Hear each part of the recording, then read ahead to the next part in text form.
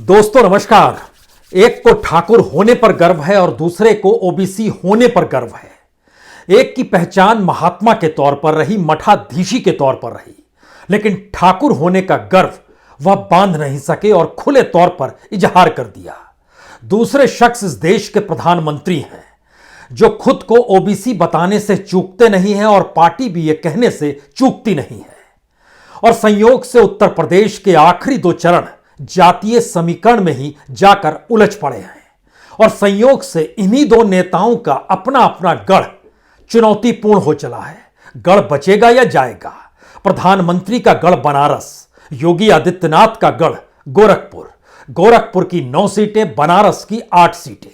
क्या वाकई सभी सीटों पर जीत मिल जाएगी जैसी 2017 में मिली थी, या स्थितियां पलटने लगेगी? क्योंकि इस पूरे इलाके में जो आखिरी के 2 चरण हैं, ध्यान दीजिए तो यहां पर गरीबी है, मुफलिसी है, किसानों के मुश्किल हालात हैं, मजदूरों के सामने काम ना मिल पाने की परिस्थितियां हैं, प्रवासी मजदूर जो कोरोना काल में लौट कर आए उनके पास भी काम नहीं है, छात्रों का संघर्ष है, यूनिवर्सिटी तक में वीसी से लेकर प्रोफेसर तक की नियुक्ति जो है वो आरएसएस के इशारे पर होती है या दिल्ली से उसकी पर्ची निकलती है। इन परिस्थितियों के बीच में अलग अलग चुनौतियों को जूझते हुए क्या वाकई बनारस का गढ़ बच जाएगा, गोरखपुर का गढ़ बच जाएगा? हमें लगता है कि आज इस फेरिस्त को समझने की जरूरत है, क्योंकि आखिरी 2 चरण में जिन जिलों में चुनाव होना है उन जिलों की सामाजिक आर्थिक परिस्थिति जातीय आधार पर और शायद रोजगार की दृष्टि से बड़ी महत्वपूर्ण है। आंदोलन की दृष्टि से और किसानी करने पर भी जब कुछ नहीं मिलता है तो इस लिहाज से भी बहुत महत्वपूर्ण है। सरकार की हर योजना यहां पर अगर वाकई सबको मिल गई होती तो फिर किसी तरह का आक्रोश यहां पर झलकता नहीं। और जातीय समीकरण भी टूट जाते हैं जब कोई महात्मा सामने होता है, मठाधीश सामने होता है। जातियों के समीकरण धूमिल पड़ जाते हैं, लेकिन इस दौर में तो योगी आदित्यनाथ खुद को ठाकुर बता चुके हैं और प्रधानमंत्री मोदी ओबीसी है, इसका जिक्र अमित शाह कई बार कर चुके हैं। तो क्या वाकई इन इलाकों में गढ़ बचेगा या गढ़ टूट जाएगा? यह एक ऐसी मुश्किल परिस्थिति है जिसमें 2 चरण जो बचे हुए हैं उसमें जरा जिलों की परिस्थिति को पहले अपने जहन में बैठा लीजिए, फिर बनारस और गोरखपुर का जिक्र होगा। बलिया, देवरिया, गोरखपुर, कुशीनगर, बस्ती, संत कबीर नगर, अंबेडकर नगर, सिद्धार्थ नगर, चंदौली, वाराणसी, मिर्जापुर, जौनपुर, गाजीपुर, मऊ, आजमगढ़, इन तमाम जिलों में वोटिंग होनी है। और छठे और 7वें चरण के बीच में पहला दांव जो लगने वाला है वो गोरखपुर का दांव है। छठे चरण में, 7वें चरण में बनारस पहुंच जाएंगे जो आखिरी चरण होगा। लेकिन जिन बातों का जिक्र और जिस सलीके से योगी आदित्यनाथ अपने इलाके में कर रहे हैं, अगर आप 20 बरस पहले लौट जाइएगा तो जब नारा लगा था इस बात को लेकर गोरखपुर में रहना है तो योगी योगी कहना होगा। और उसके बाद हिंदू वाहिनी का कमाल, और 2002 में लौट जाइएगा तो उस दौर के उस चुनाव को भी याद कर लीजिए जब बीजेपी के ठीक समानांतर कोई दूसरी पॉलिटिकल पार्टी चुनौती देने आई नहीं थी। उस वक्त हिंदू महासभा आई थी और हिंदू महासभा के कैंडिडेट चुनाव जीत गए थे और उस बीजेपी के कैंडिडेट को उन्होंने हराया था जो 4 बार से एमएलए थे।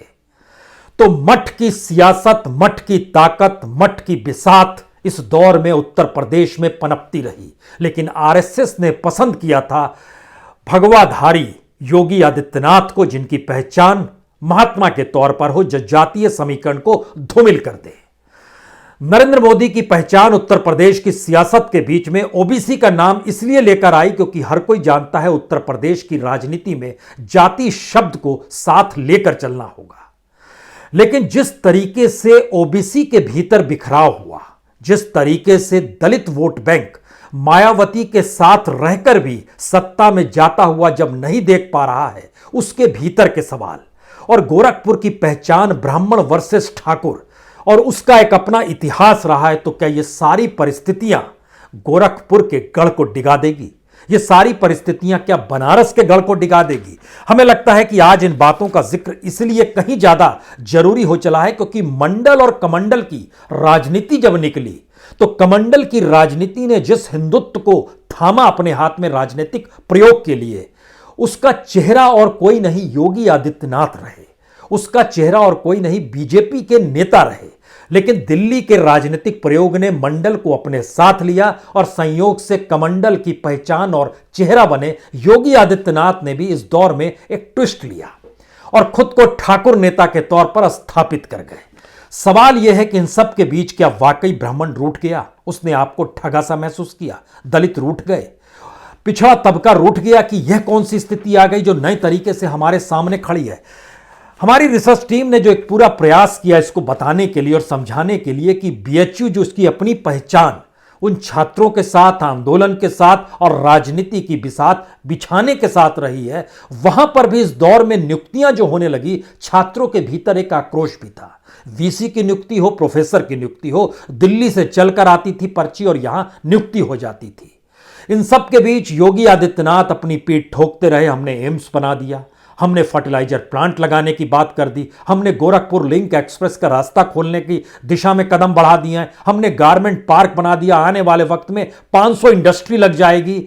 हमने क्या कुछ नहीं किया है, वाटर ट्रीटमेंट प्लांट तक बना दिया है, स्पोर्ट्स कॉम्प्लेक्स बना दिया है। लेकिन सवाल यह है कि इस पूरे इलाके के भीतर में ग्रामीण जीवन बड़ा प्रभावी होता है और ग्रामीण जीने के साथ साथ शहरी मिजाज में अगर लगातार नजर आ रहा है कि वोट कम हो रहे हैं, तो फिर क्या वाकई ये दोनों गढ़ बच जाएंगे?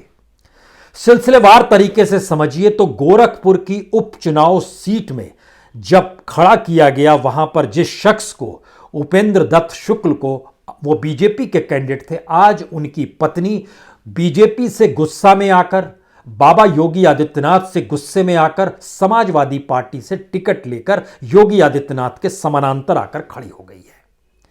दूसरा मैसेज है, जो एवीपी से निकली हुई लड़की थी वह भी इस दौर में निकल कर आई और कांग्रेस के टिकट के साथ में खड़ी हो गई। दोनों ही, यानी दोनों की पहचान अपने आप पर ब्राह्मण के तौर पर है और खुद योगी आदित्यनाथ ठाकुर बताते हैं। अब वो मटाधीशी छोड़ चुके हैं। सवाल यह है कि ब्राह्मण और ठाकुर की लड़ाई में जीत किसकी होगी? लेकिन क्या सवाल है, ब्राह्मणों के वोट बट भी जाएंगे, क्योंकि गोरखपुर की अपनी परिस्थिति में 3.5 लाख जो गोरखपुर जिले में निषाद वोटर हैं, उसमें 14% मुसलमानों की मौजूदगी भी है, 6% ब्राह्मणों की मौजूदगी भी है। और ये सारी बातें इसलिए आती है क्योंकि गोरखपुर में योगी आदित्यनाथ काल में ही बीजेपी की परिस्थितियों में शह और मात का खेल इन्होंने अपने साथ खेला है। अपने साथ खेलने का मतलब बीजेपी के भीतर भी एक बहस है कि हिंदू महासभा से आया हुआ शख्स जिस रूप में स्थापित ही नहीं हुआ बल्कि तमाम जिलों को प्रभावित करने लगा और धीरे धीरे उत्तर प्रदेश की सियासत के शीर्ष पर पहुंच गया, क्या उसको गोरखपुर में अब घेरा जा सकता है? क्योंकि यह राजनीति सावरकर की राजनीति है, यह राजनीति हेडगेवार की राजनीति नहीं है। यह भी अनुगुंज आपको बीजेपी के भीतर सुनाई देगी। दूसरी अनुगुंज ठाकुर और ब्राह्मणों की है, तीसरी अनुगुंज दलित और पिछड़ों की है और चौथी अनुगुंज प्रधानमंत्री की मौजूदगी की है। ये सारे सवाल इसलिए बड़े हो चले हैं क्योंकि इन सवालों के इर्द गिर्द कहीं ना कहीं किसी ना किसी रूप में 2-3 बातें गौर करने लायक है जो अलग अलग कॉन्स्टिट्यूएंसी के लिहाज से बड़ी महत्वपूर्ण हो चली है। इसमें जब हम जिक्र करें आपसे इस बात को लेकर कि पहले गोरखपुर का हम जिक्र कर रहे हैं क्योंकि छठे चरण में वहीं की वोटिंग होनी है, तो योगी आदित्यनाथ के सामने सुभावती शुक्ला है, कांग्रेस की चेतना पांडे है, एक उपेंद्र दत्त शुक्ला की पत्नी, दूसरी गोरखपुर यूनिवर्सिटी से निकली हुई, एवीपी में 2005 में जुड़ी, लेकिन उन्होंने मान लिया उनकी राजनीति नहीं साधी जा सकती है बीजेपी के साथ, लेकिन वो राजनीति में टिकट लेकर मैदान में आना चाहती थी। बीजेपी के भीतर भी यह सवाल है, क्या बीजेपी एक दौर में जब प्रधानमंत्री मोदी, अमित शाह कहते हम कुर्सियां उठाते थे, हम कालीन बिछाते थे, दरी बिछाते थे और हम यहां तक पहुंच गए, तो क्या मौजूदा वक्त में बीजेपी के भीतर ऐसी स्थिति हर किसी के लिए बची हुई है या फिर बीजेपी के हाईकमान भी सेलेक्टिव हो गया है? यह मैसेज आखिरी छोर पर यानी पूर्वांचल में आकर बीजेपी के भीतर अटक पड़ा है।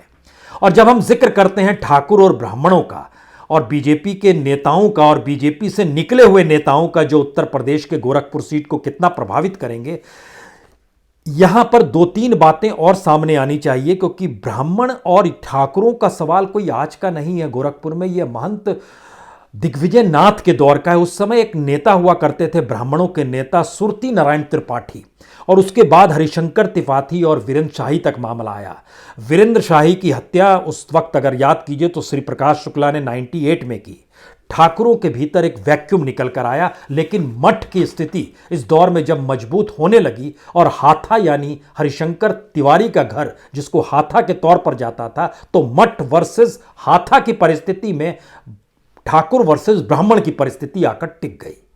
जो परिसीमन हुआ उसके दायरे में गोरखपुर की सीट को लाभ हुआ। स्वर्ण वोट वहां मैक्सिमम होते चले गए। ब्राह्मण 55,000 है, मुसलमान 50,000 है, यादव 25,000 है। तीनों को जोड़िएगा 1,30,000। तो क्या अगर ब्राह्मण खिलाफ चला जाए तो 1,30,000 वोट हम मान लें। और दूसरी तरफ ठाकुर 25,000 है, वैश्य 45,000 है, निषाद 25,000 है। इनको जोड़िएगा तो 95,000। अभी भी चीजें कम है। निर्णायक भूमिका में आता है कायस्थ। हालांकि दलित भी 20,000 है, लेकिन निर्णायक भूमिका में कायस्थ आता है जो 95,000 की जिसकी मौजूदगी है।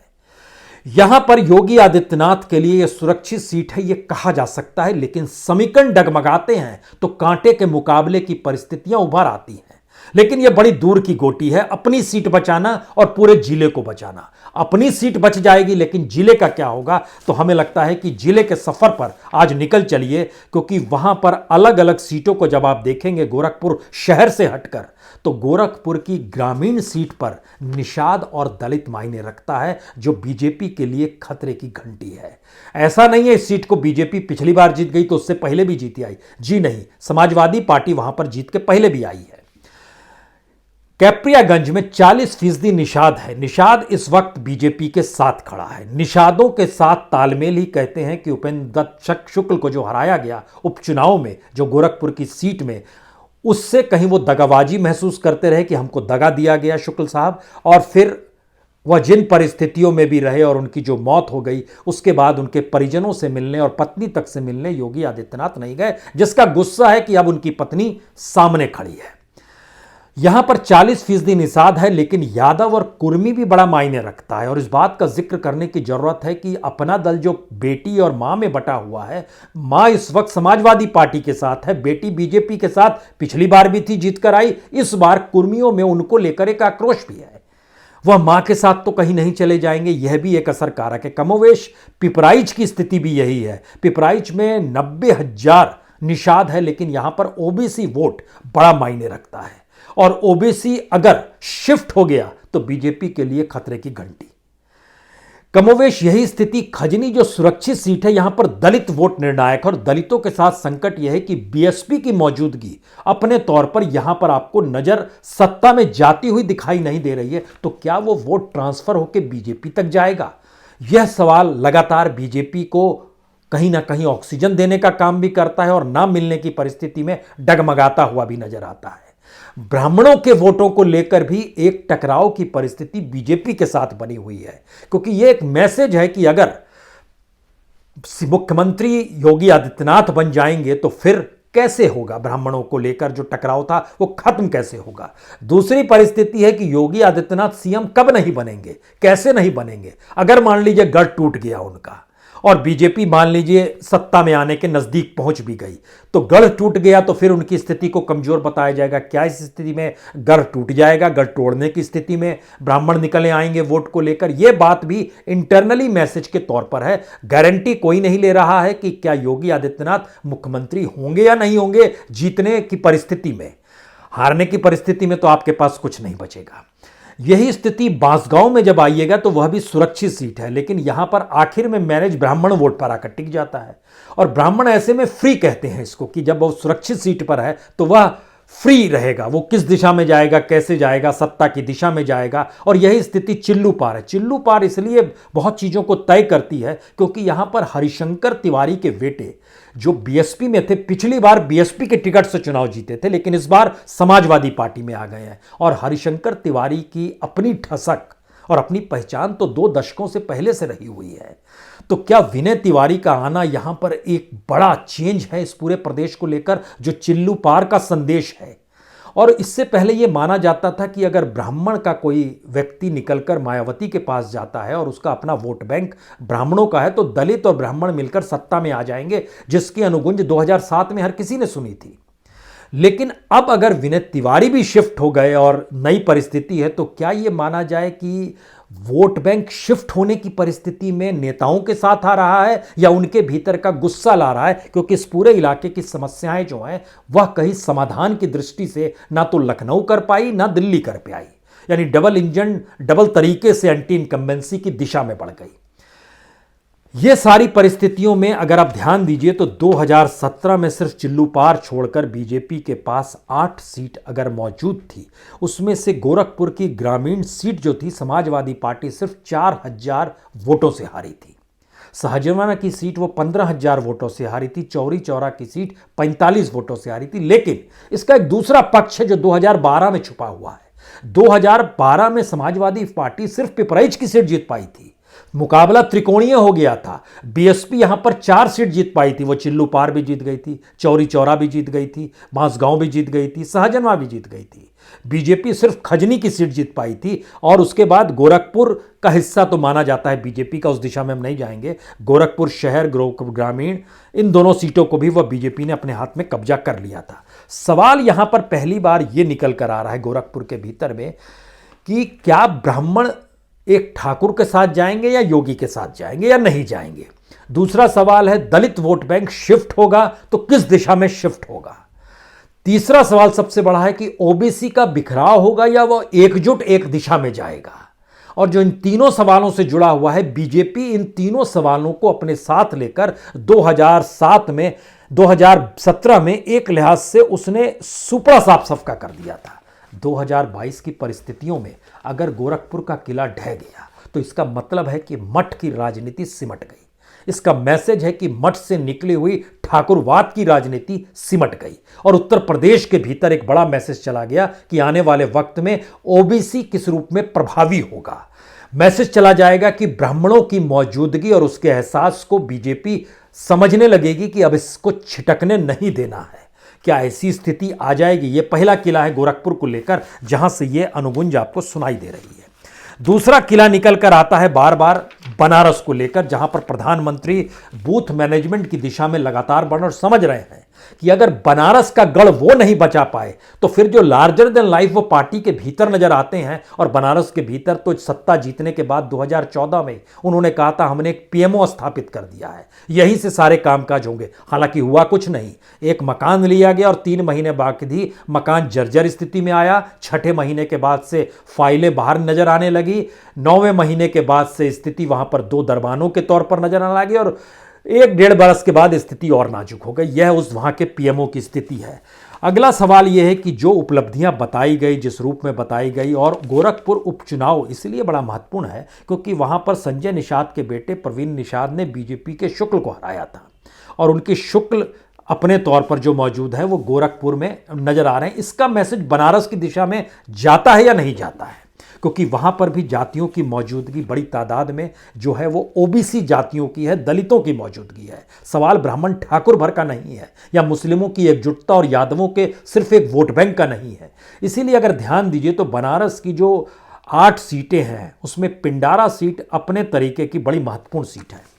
पिंडारा इसलिए बड़ी महत्वपूर्ण है क्योंकि यहां पर कभी कम्युनिस्ट भी रह चुके हैं, अतीत के काल में जाइएगा तो। लेकिन फिलहाल बीजेपी वहां से जीते हैं। अजय राय जो कांग्रेस के सबसे बाहुबली ताकतवर नेता के तौर पर हैं, वह इस सीट से चुनाव लड़ रहे हैं। पिछली बार तीसरे नंबर पर आए थे। हालांकि तीसरे और दूसरे नंबर के बीच में वोटों का अंतर ज़्यादा नहीं था, लेकिन बीजेपी यहां से जीती थी, ये फैक्ट है। इस पिंडारा सीट की स्थिति को जरा समझिए, ये क्यों नाजुक स्थिति है बीजेपी के लिए। यहां पर 40,000 ब्राह्मण हैं, 50,000 दलित हैं। जो राजभर है उनकी तादाद 18,000 है, जो यादव है उनकी 15,000 है। उसके बाद जब आइएगा तो भूमियार 18,000 है, वैश्य 8,000 है, चौहान 10,000 है। यह सीट अगर डायरेक्ट फाइट में आकर खड़ी हो जा रही है तो बीजेपी के लिए मुश्किल हो जाएगी। प्रधानमंत्री को पहली चुनौती शायद पिंडारा से ही मिलेगी कि हमारे अपने गढ़ में बीजेपी चुनाव कैसे हार गई। यह पिंडारा का एक सवाल है अभी समीकरणों के लिहाज से। उसके बाद अगर बनारस की सीट पर आते हैं तो बनारस में खास तौर से आप सेवापुरी की सीट पर आई है। सेवापुरी में अपना दल का कब्जा रहा। सेवापुरी की मौजूदगी जो अपने तौर पर रही है उसकी एक ठसक के साथ चीज़ें निकली हैं। और अलग अलग जातियों के समीकरणों के लिहाज से जब आप सेवापुरी में देखते हैं तो ये अधिकतर क्षेत्र जो है वो ग्रामीण इलाके में आता है, जहाँ के लोगों की मुश्किल ये है कि चाहे सम्मान निधि का जिक्र हो, चाहे उज्ज्वला योजना का जिक्र हो, चाहे प्रधानमंत्री द्वारा दिए गए घर का जिक्र हो, या फिर प्रधानमंत्री ने तो बनारस में गाँव भी गोद में लिया था, वहाँ पर भी उस रूप में चीज़ें स्थापित नहीं हो पाई कि लोग खुश हो जाएं, तो चीजें उलझने लगी। शायद इसीलिए सेवापुरी का मुश्किल सबसे बड़ी है कि यहां पर ओबीसी निर्णायक है और पटेल सबसे अधिक है। उनकी मौजूदगी बड़ी मायने रखेगी। कमोवेश यही स्थिति जब आप आगे निकलते हैं तो रोहनिया के में भी पटेल समुदाय की मौजूदगी सबसे ज्यादा है। और यहां पिछली बार सुरेंद्र नारायण सिंह जीते थे, 2012 में अनुप्रिया पटेल जीती थी, उसके बाद वो सांसद बन गई और सांसद ही बनी हुई हैं और मंत्री हैं। इस बार की परिस्थिति में चुनौती यहां पर ज़्यादा गहरा रही है क्योंकि यहां पर अपना दल की मौजूदगी है और उनके कैंडिडेट के साथ क्या होगा। यहां सुनील पटेल खड़े हैं, लेकिन क्या उनके अनुकूल परिस्थिति बन पाएगी या नहीं बन पाएगी, यह एक अलग सवाल है। इन जगहों पर घूमते हुए हमको लगता है बनारस का जिक्र जैसे ही होगा, खास तौर से वाराणसी उत्तर, वाराणसी दक्षिण और वाराणसी कैंट, इन 3 सीटों पर डिगा पाना दूसरी पॉलिटिकल पार्टी के लिए मुश्किल है। लेकिन जो शिवहर रोहनिया और पिंडारा सेवापुरी अजगरा की सीट है, यहां के समीकरण जो हैं वह चुनौती देने वाले समीकरण हैं। हालांकि गोरखपुर की तुलना में उतनी चुनौतीपूर्ण नहीं है, लेकिन फिर भी यह एक मुश्किल सबब है क्योंकि हवा जब छठे चरण में जो बहेगी, जो 5वें चरण से निकल कर आई है, क्योंकि 5वें चरण की हवा ने बहुत चीजें तय कर दी कि बीजेपी कितने मुश्किल में है। उसकी हवा छठे चरण तक पहुंची और यह पूरा इलाका चूंकि जातीय समीकरण के समावेश में रहा है और पहली बार जातीय समीकरण को लेकर भी सवाल रहा है कि डबल इंजन की सरकार तो 5 साल थी ही, और जो आवाज ओबीसी प्रधानमंत्री लगाते थे और जो आवाज ठाकुर मुख्यमंत्री लगाते थे, उसमें तो हमारे जातीय समीकरण छिन्न भिन्न हो गए। हमने 2017 में यह सोचकर वोट नहीं दिया था कि हम एक वोट दे रहे हैं ठाकुर को। यह सवाल 2022 में उन लोगों के लिए है जो कि अपने आप को ठाकुर से दूर रखते हैं या टसल है उनके साथ। दूसरा सवाल है कि ओबीसी खुद कह रहा है कि ठाकुर ही सीएम होंगे, तब वो क्या करें? और क्या ऐसी परिस्थिति वाकई है? तो क्या यह लड़ाई बनारस और गोरखपुर के बीच भी तो नहीं हो चली है कि 2 ऐसे नेता जो एक लिहाज से एक दूसरे के अल्टरनेटिव नहीं बल्कि दिल्ली के अल्टरनेटिव के तौर पर योगी को योगी के चाहने वाले देखने लगे हैं। चाहने वाले मतलब हिंदू वाहिनी है, चाहने वाले मतलब उनकी अपने समर्थकों की वो फौज है जो ये मानकर चलती है कि ये नारा लगाया जा सकता है। आज नारा लगाया गया कि गोरखपुर में रहना होगा तो योगी योगी कहना होगा, कल लगाना कहना होगा यूपी में रहना होगा तो योगी योगी कहना होगा। क्या ऐसी परिस्थितियों के लिए पश्चिमांचल तैयार है? ये सारी स्थितियां बताती है कि यह 2 गढ़ जो है उत्तर प्रदेश की राजनीति में निर्णायक होने वाले हैं। यह इस रूप में निर्णायक होंगे कि यहां की जो 17 सीटें हैं वो दरअसल अपने तरीके से लखनऊ और दिल्ली की राजनीति के मापदंड तय करने वाली है। इसीलिए ध्यान दीजिए, पूर्वी उत्तर प्रदेश के भीतर में जो रैलियों का तांता लगा हुआ है और उसमें बहुत सारे सवाल, इस देश के सवालों को छोड़कर भी प्रधानमंत्री लगातार जो अपनी चुनावी रैली कर रहे हैं वो जान रहे हैं असर दिल्ली की राजनीति तक पड़ेगा, उनकी सियासत तक पड़ेगा। और शायद इसीलिए पूरे तरीके से अमित शाह भी वहां पर कूद गए हैं, जेपी नड्डा भी वहां पर मौजूद है, राजनाथ सिंह भी मौजूद है, प्रधानमंत्री मोदी की मौजूदगी भी आपको नजर आती है, योगी आदित्यनाथ अपने तौर पर मौजूद हैं। ये सारी और महेंद्र जो है वहां पर चंदौली के जो सांसद है वह भी अपने तौर पर, सभी की मौजूदगी इस तरीके से है, सबको पता है लार्जर देन लाइफ अपने अपने को मानने वाले ढह गए तो फिर उनके पास भी कुछ नहीं बचेगा। तो उत्तर प्रदेश की राजनीति में बनारस और गोरखपुर 2 ऐसे किले हैं जिसको अगर वाकई विपक्ष ने भेद दिया और या फिर ये किला जनता ने डगमगाने की परिस्थिति में लाकर खड़ा कर दिया तो यकीन जानिए उत्तर प्रदेश की राजनीति आने वाले वक्त में बदल जाएगी, चेहरा बदल जाएगा। बीजेपी की सत्ता आ जाए तो भी चेहरा बदल जाएगा अगर यहां पे डगमगाहट शुरू हो गई। और यह उनके बीजेपी के भीतर भी अंतर्विरोध है और संघ के भीतर भी सावरकर और हिंदू महासभा को लेकर जो सवाल है वह भी इन इलाकों में रेंग रहे हैं। और इन सब के बीच आखिरी बात, बीजेपी के कार्यकर्ताओं में वह उत्साह नहीं है जो 2017 में था। वजह कई है, कई बार जिक्र भी हुआ है। ये सारी परिस्थितियां बचाती है कि किला बचा लीजिए, गढ़ बचा लीजिए, पहचान बच जाएगी, चेहरा बच जाएगा तो सियासत कर पाएंगे, अन्यथा एक प्यादा वजीर को मात कर देगा। बहुत बहुत शुक्रिया, बहुत बहुत शुक्रिया।